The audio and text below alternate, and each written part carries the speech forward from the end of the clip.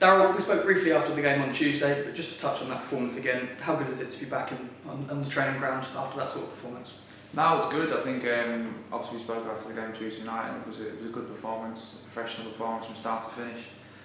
Great to get the 3 goals in the first half, and even better as well for me and for all of us to keep a clean sheet, which is really important. And I thought the performance in the second half, we didn't get too carried away. We stayed solid, stuck to the game plan, and we looked a good side in the night. Reflecting on it now, is it the kind of showing that shows the hard work that the guys have been putting in behind the scenes on just days like today through the week to right some of the poor form of recent weeks? Yeah, I think, you know, in terms of poor form, I think there's been 1 or 2 games where we've been well off it compared to where we want to be. But in another game we've played alright, and maybe not got a judge results out of the game. But the boys are an honest group, and they've worked hard all season, to be fair to them. I've got no complaints there whatsoever, players and staff, and we'll continue to do that. And I thought the performance on Tuesday night was good to bounce back from Saturday, because Saturday was a particularly poor performance. So we bounced back really strongly at home, and we hope to build on that now. We now have a rare weekend off. How does that sort of change the training week for you? Do you give the guys the rest of the weekend off to sort of rest and recover, or will there be bits that you sort of give them to do over that period? No, we'll still be training. Obviously we trained this morning, we'll train again tomorrow. And over the weekend we'll have some work to do as well. We'll watch Yeovil, and then from Monday really we'll prepare for that game Tuesday night once we see the team Yeovil play on Saturday. You mentioned Yeovil there, they play Notts County on Saturday. I mean, I know you sort of did some of your analysis work already for this game before it was rearranged. How much of an eye on that game will you have? Oh, definitely, yeah, we'll see what team they pick, the shape they play, the players that got back available. I've said this to you last time we spoke about Yeovil, that Darren's teams are hard to play against. They always are. They're always aggressive. Going down to Yeovil is always a tough game, but it's another game in this division that we look forward to. And as I said, we're looking forward to us building on Tuesday night. We saw a couple of different selections on Tuesday night.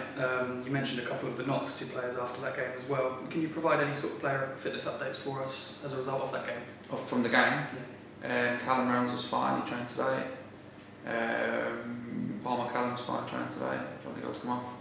And that was it, just them 2. Johnson again reacted well from the game from being out injured, so he's fine as well. Otherwise, you obviously there's Angelo Belanta, sort of Sam Ling that have been out recently. Is there anything you can give us on that? Yes, Angelo trained today. So we hope to have him available for Tuesday night. Matt Robinson trained today, so hopefully we'll have him available Tuesday night as well.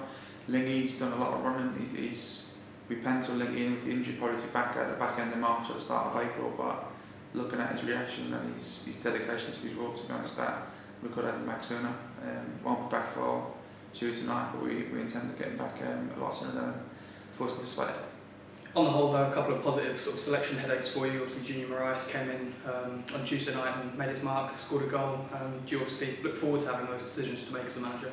Yeah, you want them every week. I think every single week you want to make a decision where, you know, ideally you get to Friday and you've got 14 players that are putting their hand up once you pick because of their performance in training and the previous game, and you've got to make tough decisions. And I've said this before, every time I do pick our team, it's generally tough because you're leaving out a good player somewhere else. But that's the competitiveness in the squad is what we want. If you're going to be successful in this division over a long campaign, you need people that can step in and step out. That's how the ones that come in Tuesday night did really, really well.